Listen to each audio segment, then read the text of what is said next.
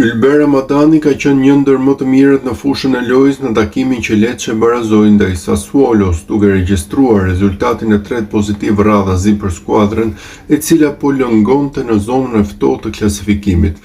Por mesfushori shqiptar nuk ka qenë i kënaqur me rezultatin, pasi mendonte se ekipi kishte dominuar lojën dhe se duhej të merrte 3 pikët nga kjo përballje. Padyshim mendoj se është ndeshja më e mirë që kemi bërë, me topin, pa topin, pressing, më vjen keq pasi desha 3 pikët sot dhe jam nervoz pikërisht për këtë.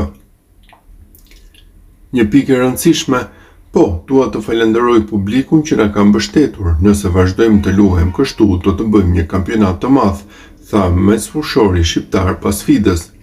Në këtë ndeshje, Ylber Ramadani nisi si titullar te Lecce së bashku me mesfushorin tjetër të kombëtares shqiptare, Medon Berisha, ndërsa përballë kishin portierin e Kosovës, Aro Murić.